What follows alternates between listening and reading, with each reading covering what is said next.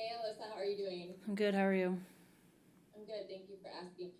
Can you just speak to every time you're able to return to Connecticut and what it means to you to be able to play back in your home state?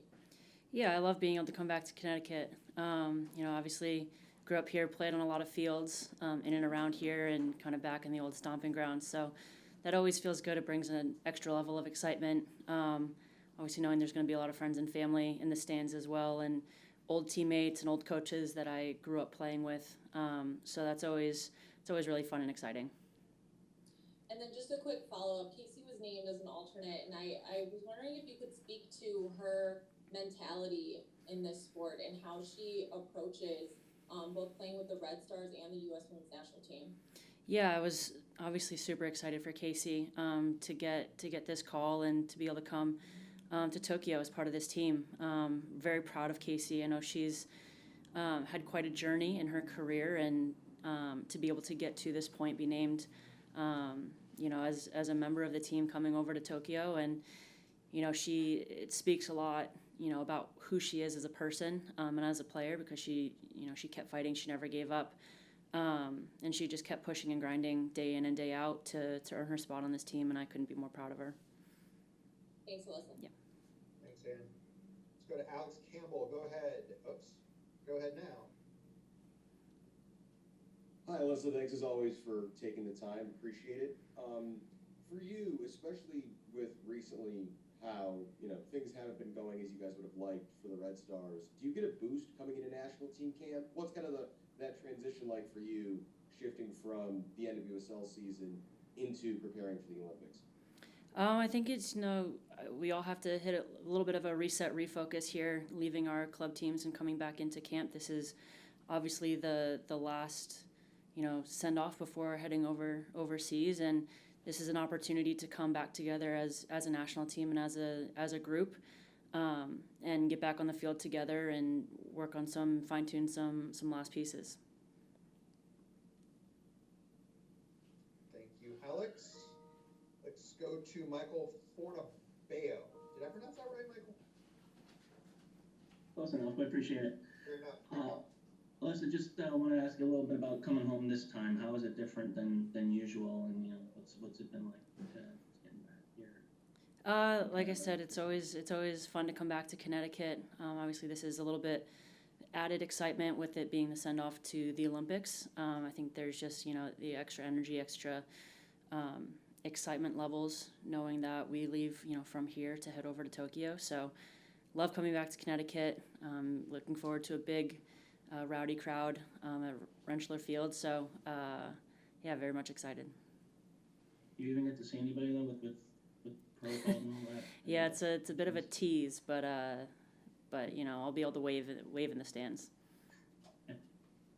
Wondering the last couple of years, I know like going to Christian Heritage, or even obviously at this point it's hard to do, but when you get to go visit with kids or something like that and talk to them, what has that reaction been like with them?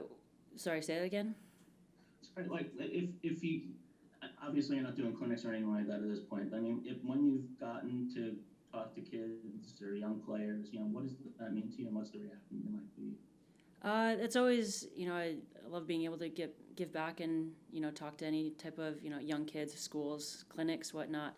I remember being that kid, growing up, and I remember how excited I was and how I could be when I would go and have the opportunity to see and talk to somebody that I looked up to on a field. So, I just try to hope I can inspire them and help them out the same way that some of the past players have inspired me when I was their age.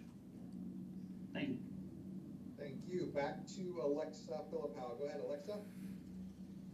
Hi, Alyssa. Welcome back to Connecticut. Thank you. I'm just wondering what, either individually or for a team standpoint, you guys are looking to get out of these next two games, especially having two so close together as your final tune-up before heading out to Tokyo. Yeah, I think just fine tuning a lot of the little details, seeing getting back on the field together as a group. Like I said, coming back in from our various club teams and just having two last games under our belt to play together, share the field together, and just fine tune some of those areas and see what we still need to focus on going forward.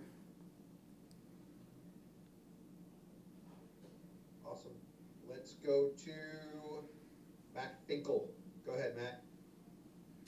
Hi, Alyssa. Just wondering what advice you would give to young kids with Olympic dreams, especially here in Connecticut. You're such a role model. A lot of young players look up to you. And then as a follow-up, what does it mean to you to represent Connecticut and USA on the international stage like you're about to? I think, I'll start with the second one. I think, this is the greatest honor to be able to be named to, U.S. team and be able to represent the United States at the Olympic level, and obviously the state of Connecticut as well. And I feel very blessed for the opportunity and very, proud to be able to go over and represent my state and my country at an Olympic Games. And, for kids, I think just being a student of the game, work on, be coachable, try to learn something new, and keep just trying to get better and better every day. There's, I'm 33 years old, been doing this for a long time, and there's, I'm still trying to learn new things every day and get better. So just be a student of the game. Awesome. Last couple for Alyssa. Next one goes to Jonathan Tannenwald. Go ahead, Jonathan. Thank you, Aaron. Alyssa, thank you for the time today.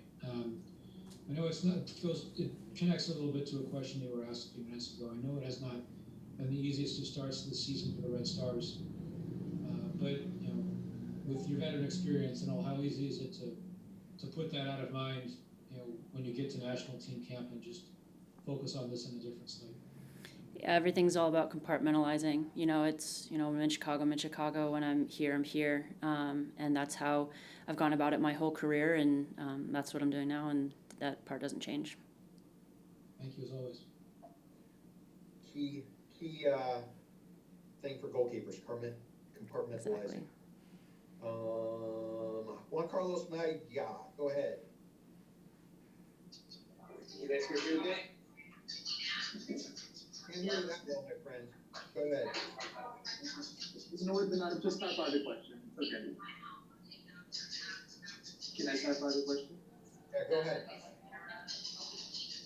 Okay. Okay, can you hear me now? Carlos, we're gonna have to go to Sandra Herrera. Go ahead, Sandra. And this will be the last one for Alyssa. Thanks, Aaron. Thanks, Alyssa, for the time. Just looking ahead a little bit to the match coming up, going up against Mexico. What are you going to be looking at in net and across the back line when you're going up against some of their attackers? There's a possibility that you could go up against a former SRC mate in Maria Sanchez. What are you looking for in terms of challenge up against that top line? I think they have a number of very skilled attacking players, and just trying to stay on the front foot, stay dialed in and mentally engaged with, where the back line is, what the back line is doing. And they have, like I said, Maria has kind of grown into, a great role here with Mexico, and obviously a dangerous player. So I think that just, being ready for those individual players to come out and show, have those moments of brilliance, and then obviously as a whole team, being ready for other players to step up as well. Good luck tomorrow. Thanks a lot. Thank you.